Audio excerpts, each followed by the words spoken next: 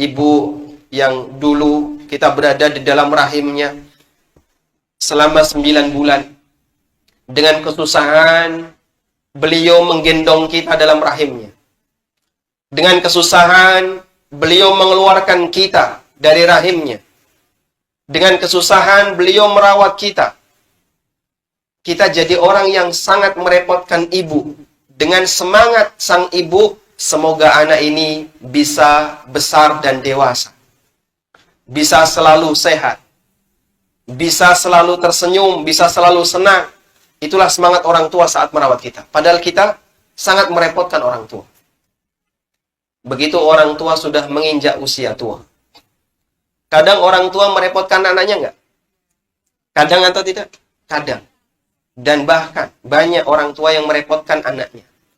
Lalu anak membalas dengan merawat orang tuanya. Tapi umumnya ketika anak merawat orang tuanya, dia rawat dengan baik. Cuman yang beda di mana? Semangatnya beda. Wong tua ngerawat anak, semangatnya pripun? Gimana caranya agar anaknya ini tetap bisa sehat dan besar? Tapi kalau anak ngerawat orang tua, semangatnya gimana? Kapan wong tuane mati? Sehingga yang dipikir kapan kita bisa segera lepas dari tanggung jawab ini. Betul, bisa jadi dia lakukan dengan sukarela. Dia lakukan dengan semangat. Cuman yang sangat disayangkan, dalam hatinya, dia itu meneriakkan, kapan ibuku mati, kapan bapakku mati. Sehingga saya sudah tidak lagi merawat beliau berdua. Subhanallah. Gimana ini? Banyak yang kayak gitu. Dan itu pernah dinyatakan oleh sahabat Umar bin Khattab radhiyallahu anhu. Di sini saya bacakan ya. Nah, sahabat Umar bin Khattab radhiyallahu anhu pernah kedatangan seseorang. Lalu orang itu mengatakan, "Innali umman balagha bihal kibar." Saya punya seorang ibu yang beliau sudah tua. Wa innaha la taqdi hajataha illa wa dhahri matiyatun laha wa uwaddi'uha. Tapi beliau tidak bisa ngapa-ngapain, nggak bisa ke toilet, nggak bisa wudu, nggak bisa mandi, nggak bisa melakukan apa-apa selain punggungku harus jadi tunggangannya. Sehingga ini anak laki-laki, beliau selalu gendong ibunya ketika ibunya itu butuh sesuatu. Ke kamar mandi digendong, ke toilet digendong, wa uwaddi'uha, dan aku yang mewudukan ibu saya. Wa asrifu wajhi anha inda wudu'iha. Bahkan di sini dinyatakan, kalau ibuku sedang mandi, karena harus dijagain, nggak boleh ditinggal, ibunya mandi kan buka aurat. Itu si anak cuman balik wajah.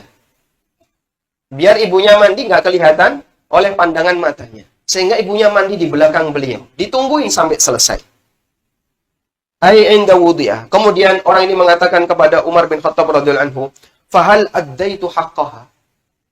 Wahai Amirul Mukminin, apakah aku telah disebut sebagai orang yang telah menunaikan tanggung jawabku kepada ibuku? Apakah aku telah disebut sebagai orang yang telah menunaikan hak ibuku?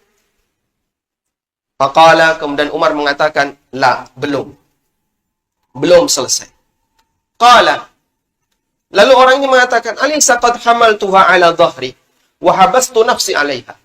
Bukankah saya sudah berkali-kali gendong ibuku? Dan saya tidak keluar rumah, saya tidak meninggalkan tempat itu dalam rangka untuk melayani ibuku. Qala, kemudian Umar mengatakan, "Innaha kanat tasna'u dzalika bika wa hiya tatamanna baqa'aka." Dulu ibumu juga melakukan yang sama kepadamu. Waktu kamu kecil, ibumu yang melakukan kayak gitu. Kamu ke toilet digendong. Ketika kamu beol, ya, ibumu yang bersihin, ibumu yang nyebokin. Ketika kamu mandi, ibumu yang nganter, ibumu yang mandiin. Dan ibu ketika melakukan seperti itu, semangatnya apa? Semoga kamu nanti cepat besar, cepat dewasa, selalu sehat, selalu bahagia. Dilayani dengan penuh kasih sayang. Dilayani dengan semangat. agar si anak ini bisa hidup dengan baik dan normal. Wa anta tatamanna firaqaha. Beda dengan kamu. Kau ngelakuin seperti itu, semangatnya kapan bisa pisah dengan ibu? Dan itu ma'ruf. Ada sebagian anak. Ini kita bicara masalah niat jamaah. Yang masing-masing orang tidak tahu niat apa yang ada dalam hati orang lain.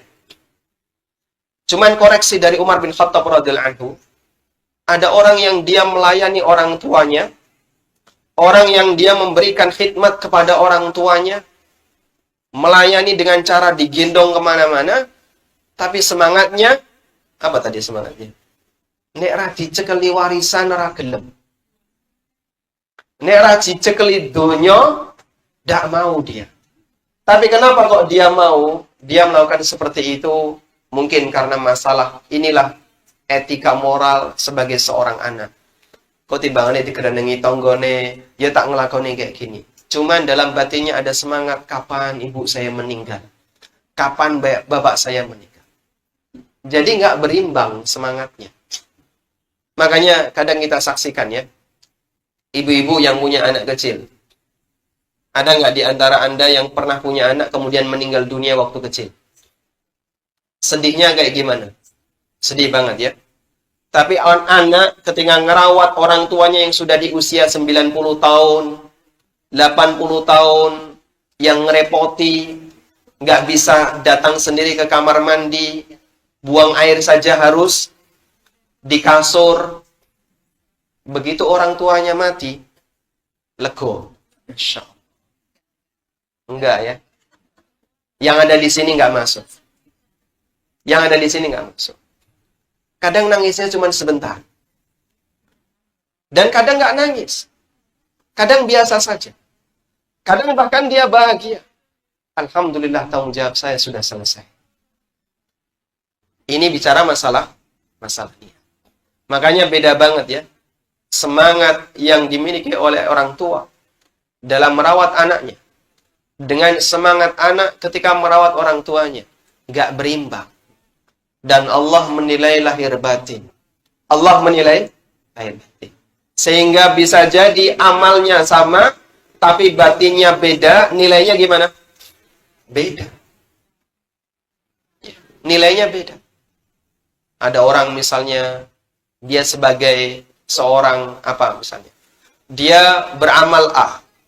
Yang satu juga beramal A. Tapi yang satu mengharapkan dunia, yang satu mengharapkan akhirat. Nilainya beda.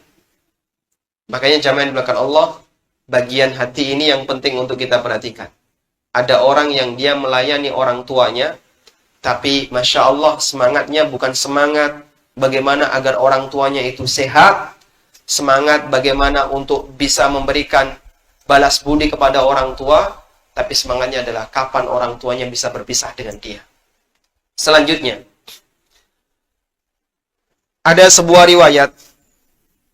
Ada orang yang dia menggendong ibunya ketika tawaf.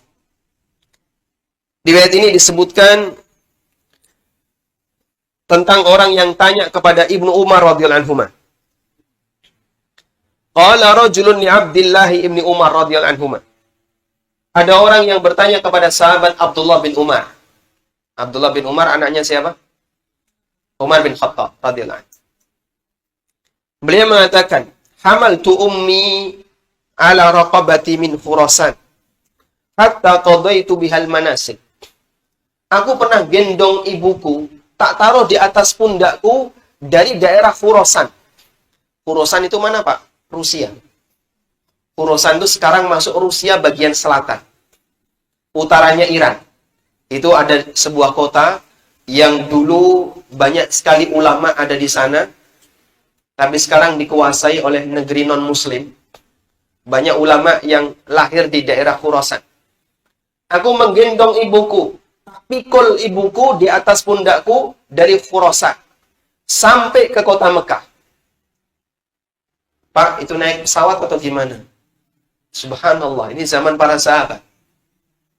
Dan mereka tidak punya kendaraan yang bermotor. Bisa jadi dia gendong dengan jalan kaki. Dan dulu banyak orang yang mereka ketika haji itu jalan kaki. Makanya menurut pendapat mazhab Hambali, Diperbolehkan bagi orang yang haji jalan kaki dikasih bantuan berupa zakat agar dia bisa naik tunggangan untuk melaksanakan haji. Karena dulu ada orang yang haji jalan kaki. Sekarang kan hampir tidak ada ya. Semuanya haji pakai kendaraan. Itu dia gendong ibunya dari Khurasan sampai ke Mekah. Ketika di Mekah melaksanakan ibadah tawaf, ibunya digendong ketika tawaf. Selesai sampai 7 kali. Lalu selesai itu, orang ini menemui Ibnu Umar radhiyallahu anhu. Lalu orang ini mengatakan, "Aturani jazaituha." Wahai Ibnu Umar, menurut Anda, apakah saya sudah balas budi kepada ibuku? Saya gendong ibuku dari Khurasan, anggaplah misalnya dari Iran. Kita tidak tahu berapa jaraknya. Yang jelas itu bisa membutuhkan waktu berbulan-bulan. Lalu saya gendong ibuku keliling untuk tawaf. Aturani qad jazaituha. Apakah menurut Anda saya sudah menunaikan haknya?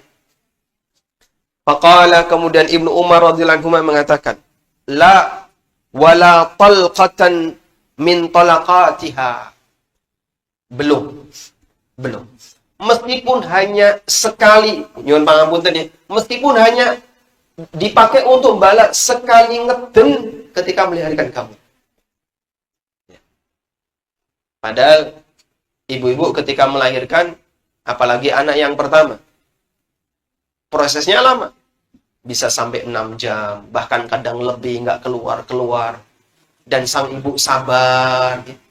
Saya lebih milih untuk lahir normal daripada harus sesar. Masya Allah, itu pejuang yang sebenarnya. Karena ada wanita yang takut melahirkan. Padahal Allah Subhanahu wa Ta'ala telah mengatakan, "Tsummas sabila yassarahu." Manusia itu jalannya telah dimudahkan oleh Allah. Maksudnya adalah jalan lahirnya. Sehingga pada asalnya lahiran yang sesuai dengan kaidah adalah lahir normal. Nggak pakai sesar. Tapi ada yang karena merasa berduit, daripada nanti sakit waktu ngeden, sudahlah milih langsung sesar. Ini keliru ya. Coba dulu normal, kalau masih bisa normal, meskipun Anda punya duit, normal. Jangan sesar. Dan salah satu di antara nilai keutamaannya, Anda bisa lihat dalam hadis Ibnu Umar ini.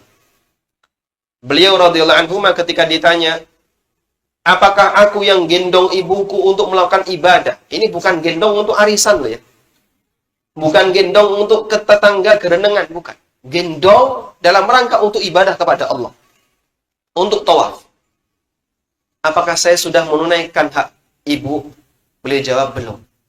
Berarti menunjukkan bahwasanya, dan kata Ibnu Umar, belum, bahkan tidak senilai dengan satu ngeden pada saat orang tuamu melahirkan kamu.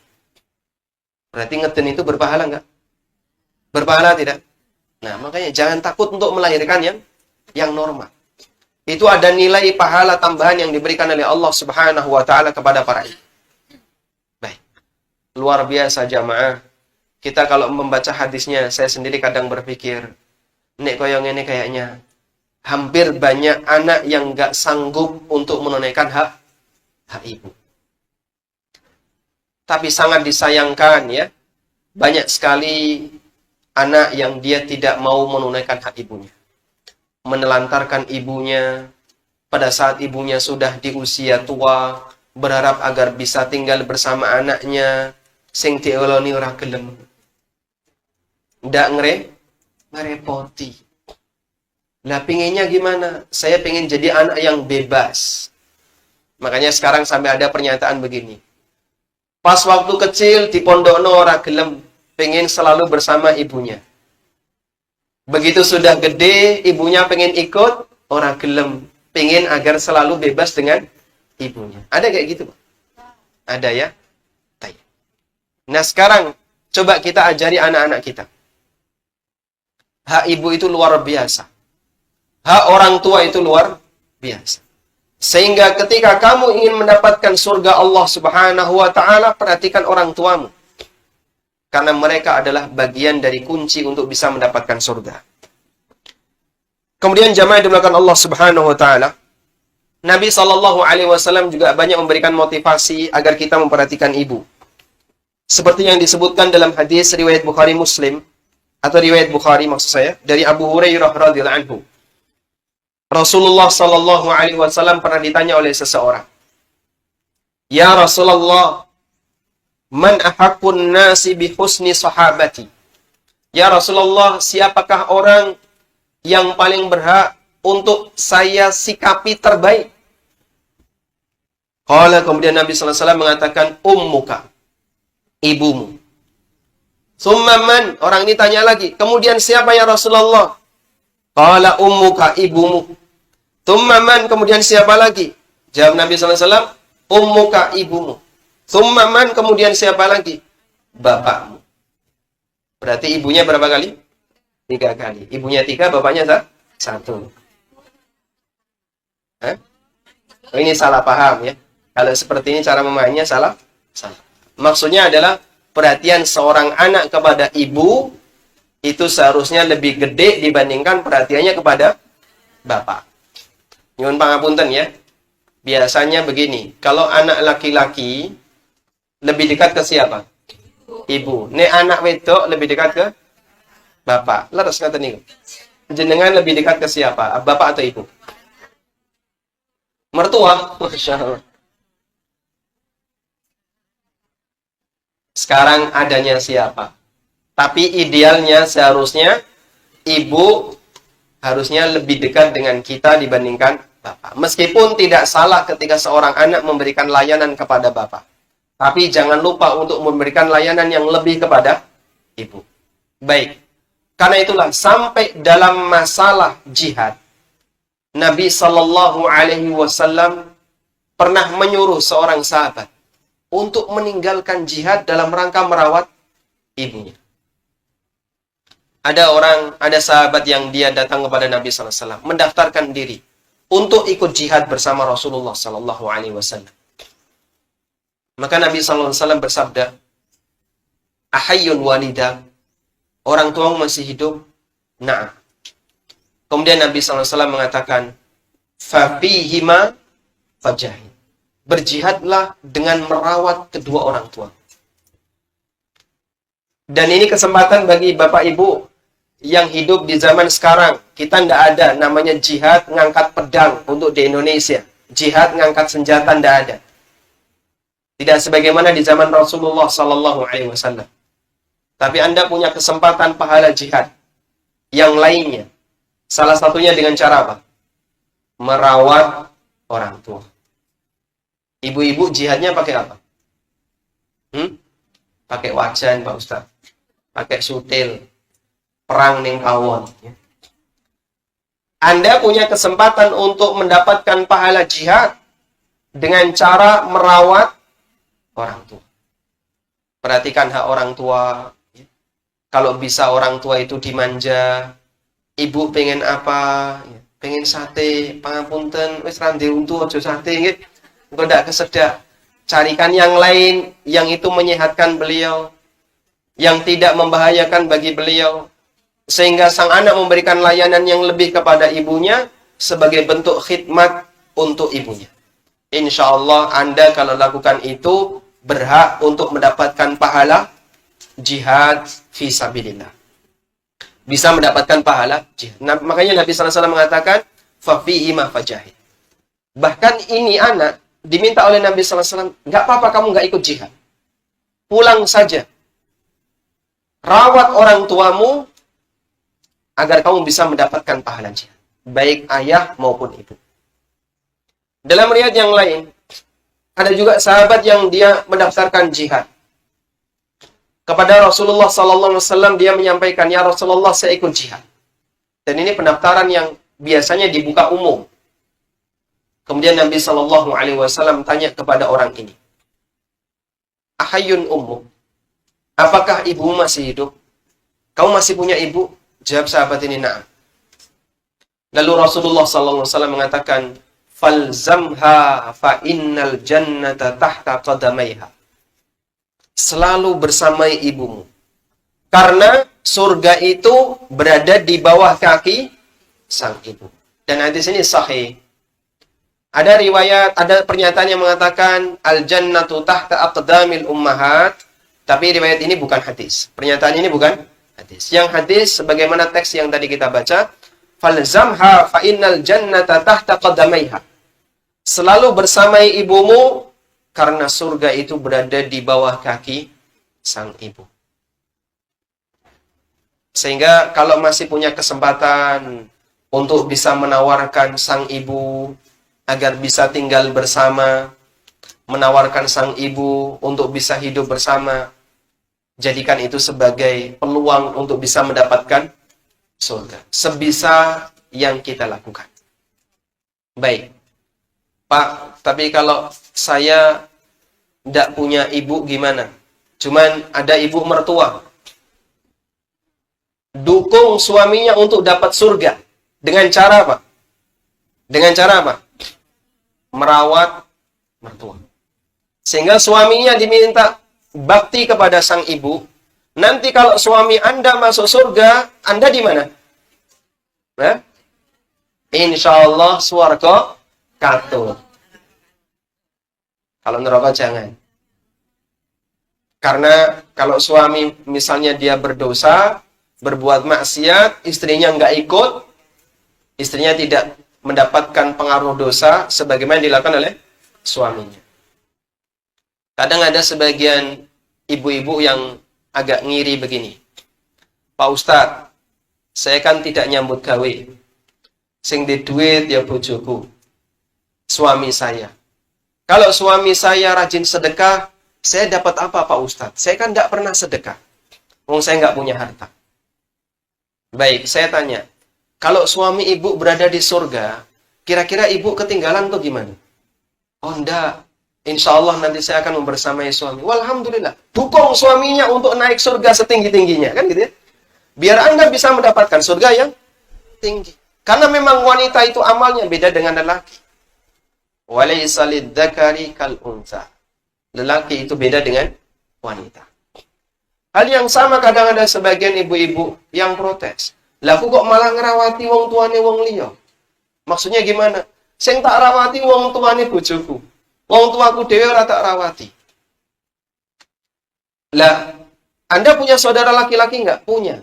Yang bertanggung jawab saudara laki-laki Anda. Sekarang Anda fokus untuk dukung suami merawat ibunya. Insya Allah kalau surganya suami itu tinggi, istri ikut dapat surga yang tinggi. Makanya para ulama mengatakan, salah satu di antara hikmah ketika Rasulullah Sallallahu Alaihi Wasallam meninggal dunia, beliau atau para istri beliau tidak boleh dinikahi oleh lelaki yang lain sampai mati. Makanya Aisyah radhiyallahu anha itu jadi janda ya, sejak usia 20-an tahun. Beliau meninggal di usia 63 atau 64 atau sekitar 60-an. Menjanda selama 40 tahun. Dan sabar dengan kondisi itu. Sampai beliau meninggal dunia. Karena para istri Nabi tidak boleh nikah setelah ditinggal oleh suaminya. Sebab apa, Pak? Tidak ada manusia yang surganya lebih tinggi dibandingkan Nabi Muhammad SAW. Anda juga punya kesempatan yang sama. Jadi kalaupun saya sudah tidak ada kesempatan untuk merawat orang tua karena orang tua saya sudah meninggal, tapi suami masih punya orang tua, mari dukung suami untuk bisa merawat orang tua. Agar nanti ketika suami mendapatkan surga yang tinggi, jenengan di mana? Ikut bisa menemani suami di surga yang tinggi. Perjuangan itu dilakukan dengan cara kerjasama. Aku yo pengen surga sing luwih dhuwur. Nek kaya ngono ya tahajud sing rajin. Semoga nanti surga Anda lebih tinggi dari suami, lalu suami Anda naik lagi ke atas. Allah kumpulkan mereka untuk berbahagia di surga. Siapa yang dapat surga lebih tinggi, maka yang satu ngikut. Namun masing-masing punya tugas yang berbeda ketika di dunia. Baik. Selanjutnya saya bacakan beberapa riwayat tentang bagaimana perjuangan para ulama masa silam dalam merawat ibunya.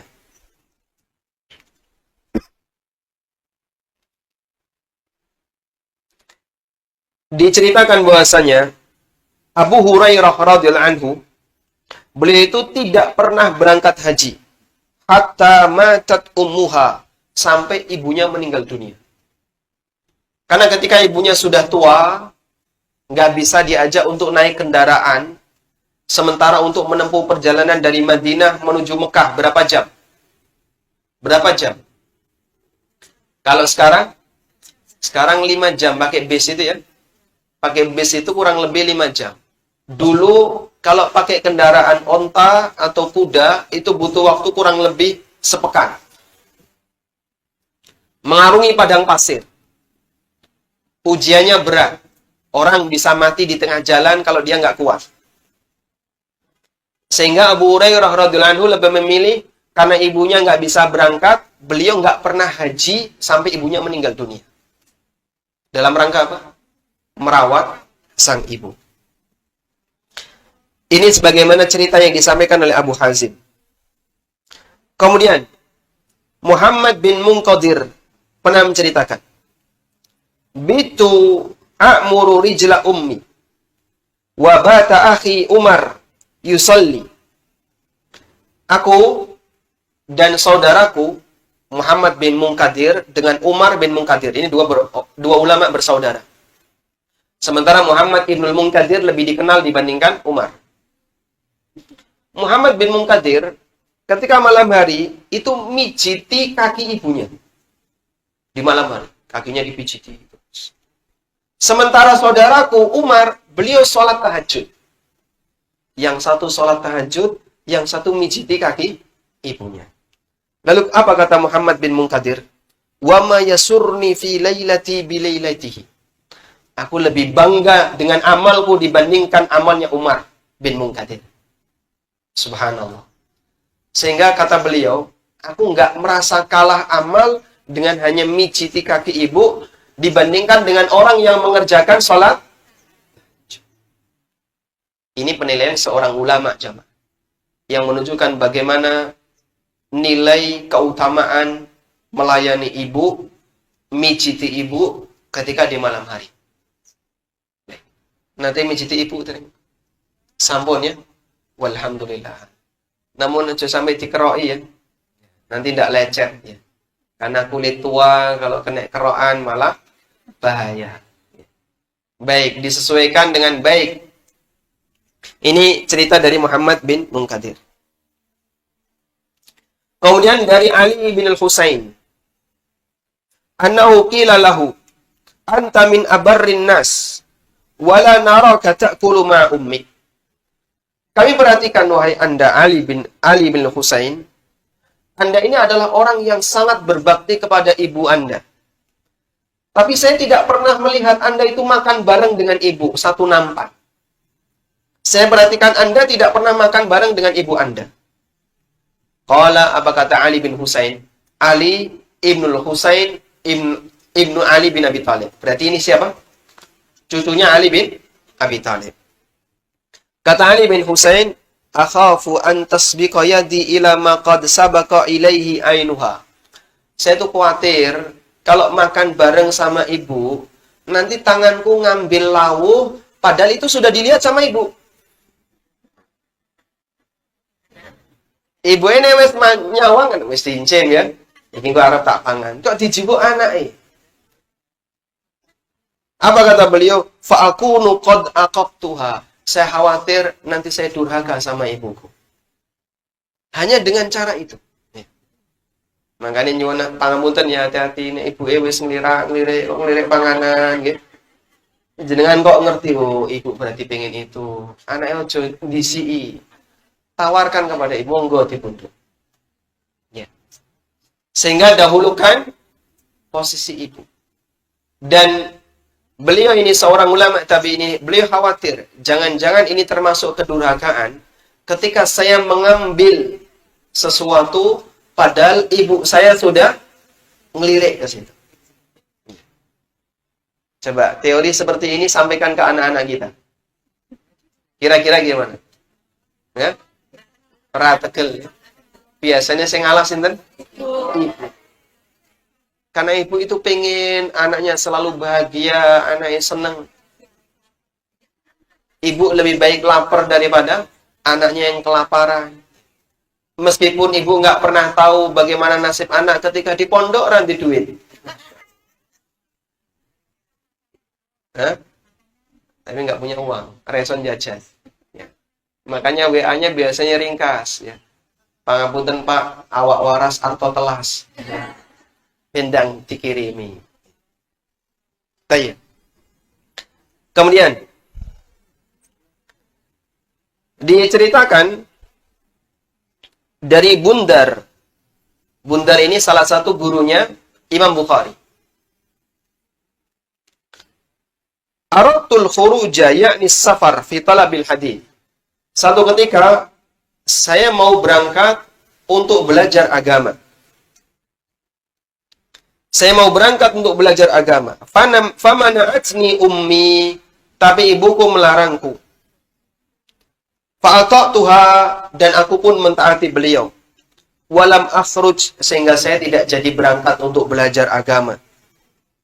Faburika li fihi, namun Allah Ta'ala memberikan keberkahan untuk ilmuku. Masya Allah. Sudahlah, gak ikut kajian tidak apa-apa, karena ibu melarang, tak tunggu di sini. Sehingga beliau rawat ibunya, tidak jadi safar, namun Allah Subhanahu wa Ta'ala memberikan keberkahan dari sisi yang lain. Dan itu diantara kelebihan yang diberikan oleh Allah Subhanahu wa Ta'ala kepada mereka yang nurut dengan nasihat sang ibu.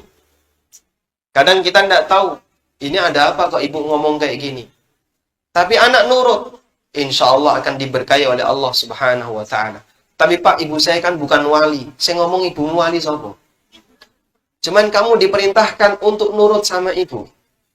Insya Allah dengan nurut kepada ibu yang itu atas perintah Allah dan Anda lakukan itu sebagai bentuk ibadah kepada Allah, maka Allah Subhanahu wa Ta'ala akan memberikan keberkahan bagi urusan kita yang tidak kita duga. Wallahu ta'ala alam. Pun cekam nggih, pun jam sedoso.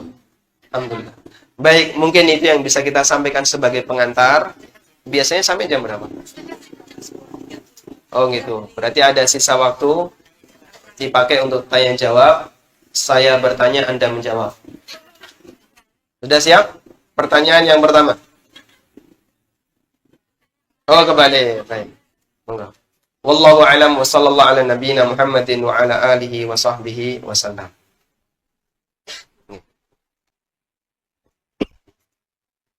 Monggo mudah-mudahan yang ingin bertanya kami beri waktu. Monggo silakan.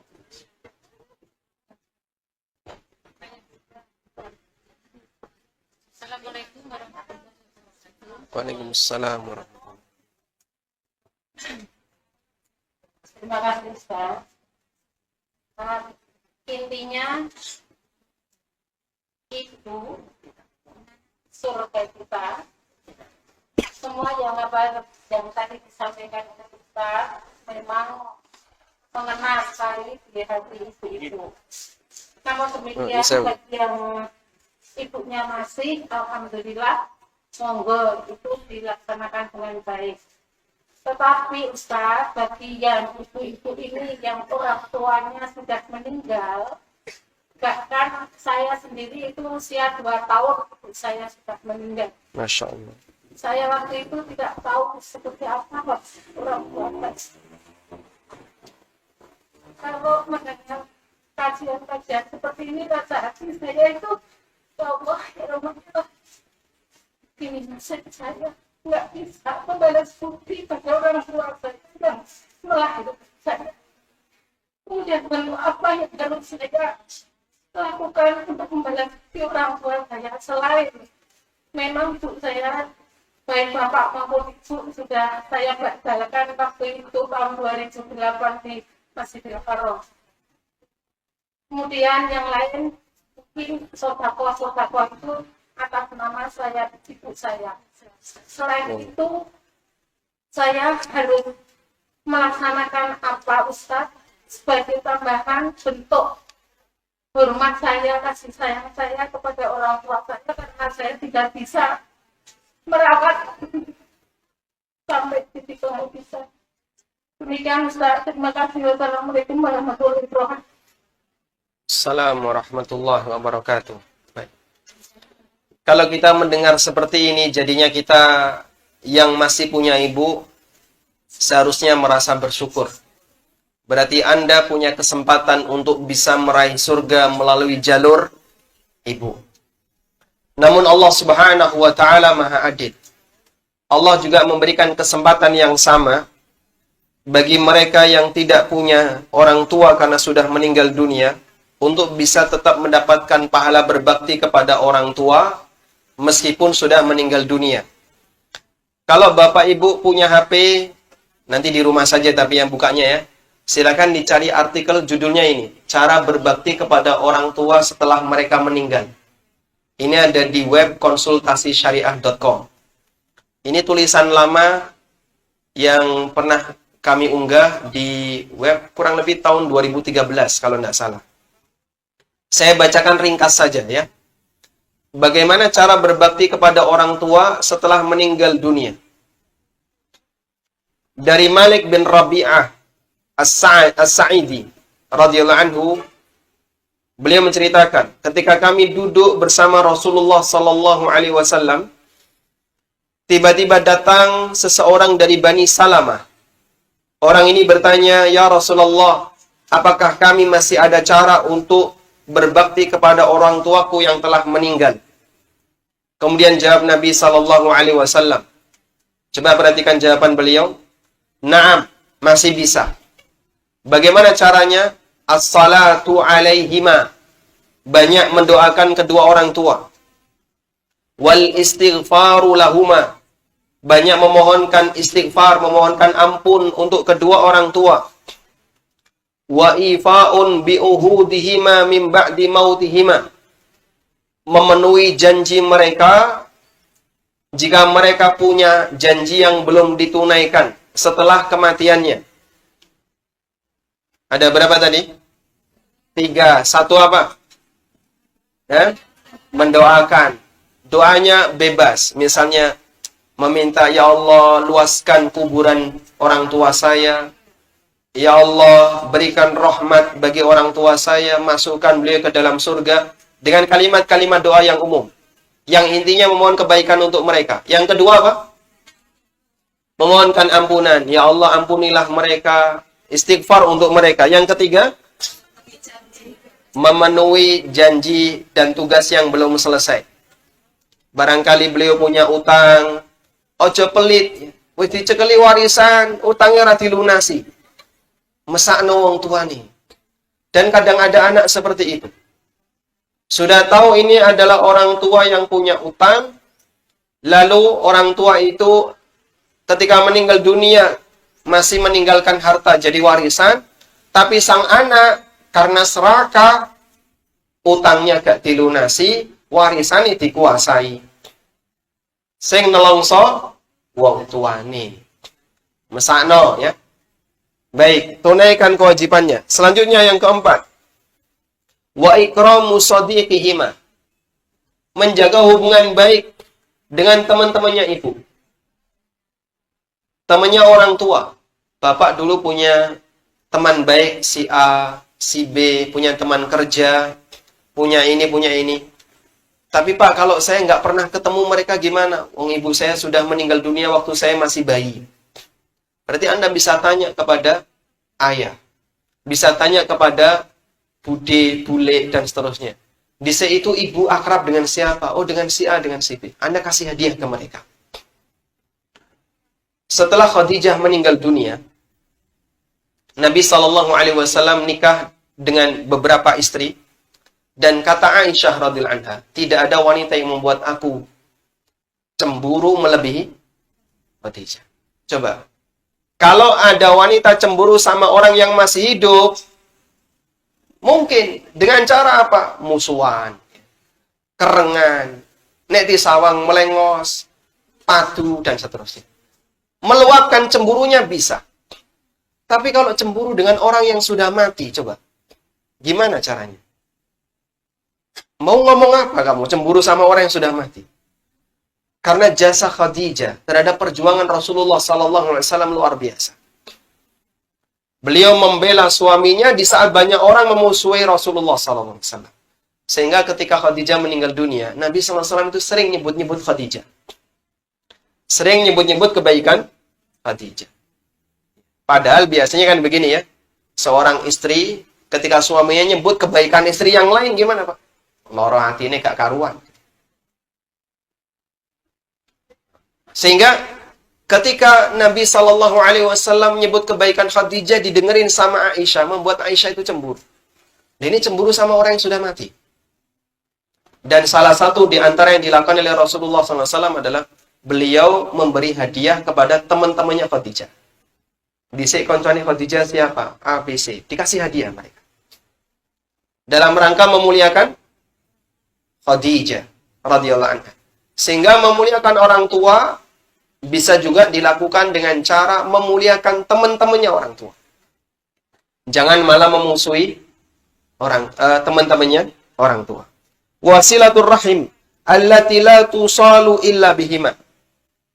Dan nyambung silaturahmi yang itu akan putus kalau tidak ada orang tua. Kadang begini ya. Si A masih nyambung dengan F. Kenapa kok nyambung dengan F? Karena ada hubungan melalui B. Begitu B mati, A sama F putus. Ada kayak gitu? Ada ya? Kadang ada anak ketika bapaknya masih hidup, itu masih rutin mengunjungi Mbah Bude ya. Dari bapak, budenya bapak atau buliknya bapak yang ada di luar kota. Masih main ke sana. Ini siapa? Ini budenya bapak. Ini buliknya bapak. Ini Mbah Bude, ini Mbah Bule. Tapi dari jalur ketika bapaknya masih ada, nyambung. Begitu bapak meninggal dunia, putus. Makanya Nabi SAW mengatakan, bagian dari bentuk kebaktian kepada bapak adalah tetap menjaga hubungan baik silaturahmi dengan keluarga yang andaikan bapak itu meninggal dunia, itu akan putus. Tapi tetap dijaga hubungannya. Baik. Hadisnya diriwayatkan oleh Imam Ahmad, Abu Dawud, dan yang lainnya, dan disahihkan oleh Hakim dan Adz-Dzahabi. Selanjutnya, termasuk di antara berbakti kepada orang tua yang sudah meninggal dunia adalah berbakti kepada bibi atau bude, saudara-saudaranya ibu, saudari perempuannya ibu. Dalam hadis dari Al-Barra bin Azib radhiyallahu anhu, Rasulullah sallallahu alaihi wasallam pernah bersabda, hadisnya riwayat Bukhari, Al-khalah bimanzilatil saudarinya ibu statusnya itu sebagaimana ibu. Sehingga kalau jenengan berbakti kepada bibi yang merupakan saudarinya ibu, berbakti kepada bude, kakaknya ibu, dan wanita-wanita yang menjadi saudaranya ibu, itu statusnya sebagaimana berbakti kepada ibu. Al-khalah bimanzilatil bibi itu sebagaimana ibu. Maksudnya adalah bibi dari ibu. Sehingga ini bisa kita lakukan dengan cara tetap menyambung silaturahmi dengan para khala, para bibi dari ibu. Sanggup insyaAllah? Bagi yang belum punya. Bagi yang tidak punya ibu, ibunya sudah meninggal dunia, bisa dialihkan ke bibi atau bude dari ibu. Kalau semuanya sudah meninggal dunia, berarti nanti tetap nyambung silaturahmi dengan keluarga mereka, dengan sepupu. Kalau orang tuanya beda agama, silaturahmi tetap disyariatkan meskipun beda agama. Sehingga silaturahmi tidak putus hanya gara-gara beda agama. Orang tua non-muslim, apakah tetap orang tua? Kamu bukan orang tuaku. Kenapa? Kita beda agama. Loh, salah. Orang tua tetap orang tua meskipun beda agama. Saudara tetap saudara meskipun beda agama. Sehingga mereka punya hak rahim meskipun tidak punya hak statusnya sebagai sesama muslim. Apakah termasuk anak yang durhaka? Apabila saya mempersilahkan ibu saya agar tidak tinggal bersama saya. Ini kayaknya kalimatnya, kalau boleh saya koreksi ya. Apabila saya tidak mau tinggal dengan ibu saya. Nah, apabila saya mempersilahkan ibu saya agar tidak tinggal bersama saya. Ya, pakai bahasa yang halus nih. Karena saya sudah tidak bisa lagi menasihati ibu saya yang setiap hari menceritakan aib bapak yang sudah meninggal. Baik.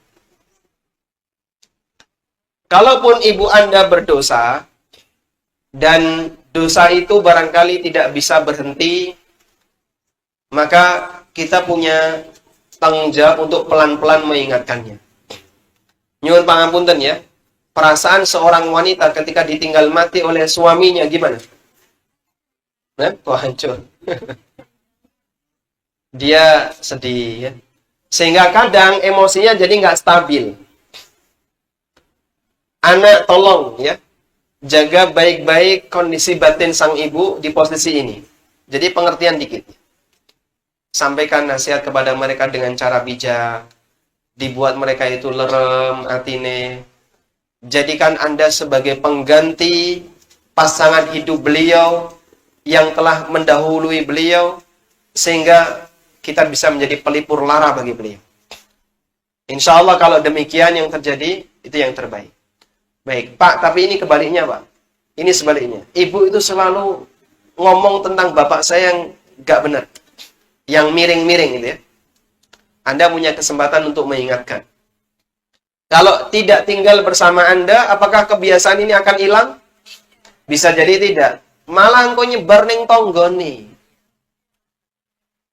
Ya. Tolong sampaikan sebuah hadis.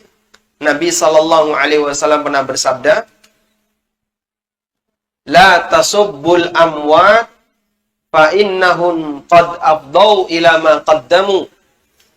Janganlah kalian mencela orang yang sudah mati, karena mereka telah mendapatkan balasan dari amal yang mereka kerjakan. Menghina orang yang sudah mati, apa manfaatnya? Ngomongnya wis mati. Tapi Pak, dia kan orang jelek. Dia sudah dapat balasan dengan kejelekannya. Mau dia orang baik maupun orang jahat, sudah dapat balasan. Makanya kita dilarang oleh Rasulullah SAW. Ngapain kau mencela orang yang sudah meninggal dunia? Padahal mereka sudah mendapatkan balasan dari apa yang telah mereka kerjakan. Wallahu a'lam. Pertanyaan yang terakhir ini. Baik. Jam berapa sekarang? Oke. Masya Allah. Jenengan boten panasan. Oh panasan. Ya makanya gak usah suwi-suwi. Monggo, mau menyampaikan sesuatu silakan. Enggak jadi. Ada yang, tapi di belakang jauh. Ada mikrofon di belakang? Kangelan deh, maju.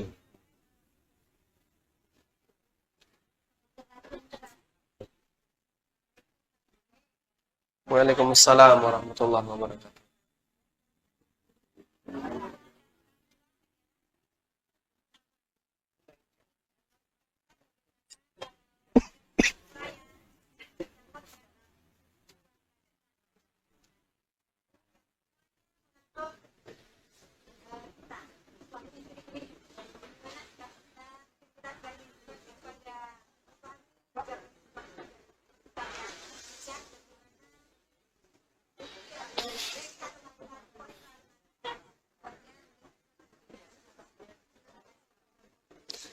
Waalaikumsalam warahmatullahi wabarakatuh. Masya Allah.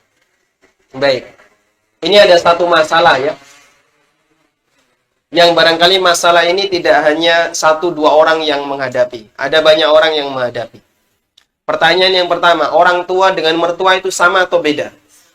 Beda ya. Beda. Kita punya tanggung jawab untuk berbakti kepada orang tua, tapi tidak kepada mertua. Loh, tadi katanya suruh dukung suaminya. Nah, suaminya yang berbakti kepada orang tuanya, istrinya dukung.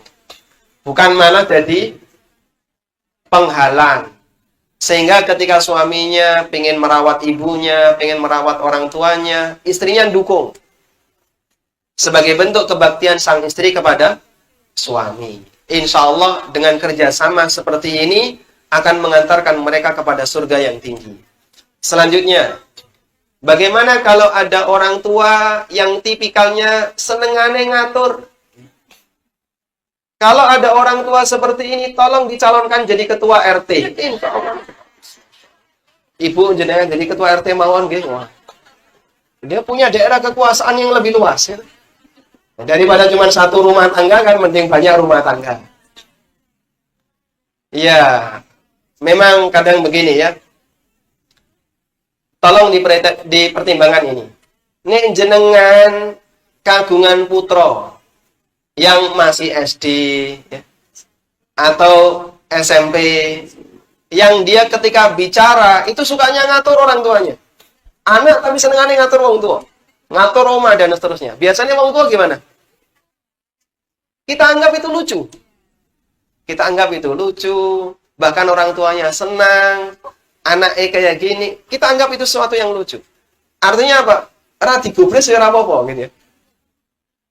Sehingga ketika ada anak seperti itu, baik kita santai saja, wong cah cilik kan gitu ya.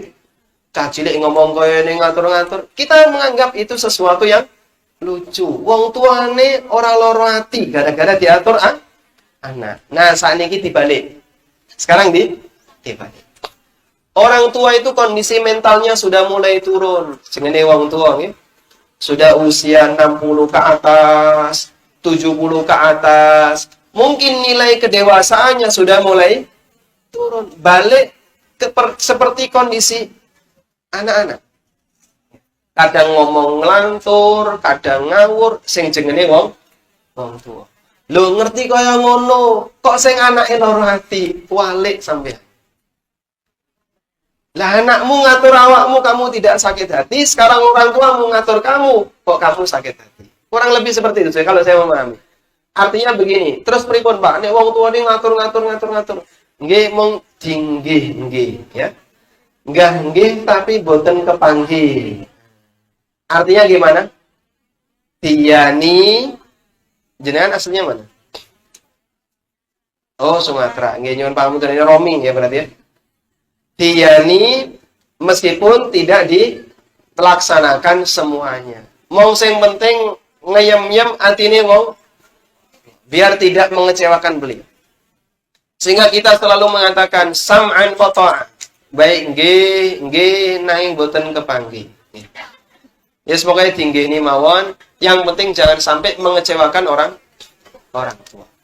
Anggaplah sebagaimana layaknya anak kecil yang mungkin dia belum dewasa, lalu mencoba ngatur-ngatur urusan orang dewasa. Kadang kita merasa lucu, kita merasa ya itu sebagai hiburan, artinya kita tidak sakit hati. Coba orang tua ketika sudah di usia lanjut, di posisi mereka mentalnya sudah mulai turun, karakternya sudah berubah, jadi kaya balik anak-anak lagi, ngomong-ngomong seperti itu, nggih mawon, tapi boten panggih. Paham insyaallah ya? Walhamdulillah. Baik. Pertanyaan berikutnya. Nah. Assalamualaikum warahmatullahi wabarakatuh. Waalaikumsalam warahmatullahi wabarakatuh. Mohon didengarkan dengan baik-baik ya. Jenengan kalau sudah mulai kerenengan kajian bubar. Oke, yang sabar ya. Kita fokus. Niatnya ke sini arisan atau kerenengan? Ngaji. Makanya fokus ngaji. Bagaimana jika suami tidak sholat Jumat? Apakah jika istri masuk surga, suami akan ikut masuk surga? Kok lo penak dari sing wong lanang ya? Mohon diperhatikan.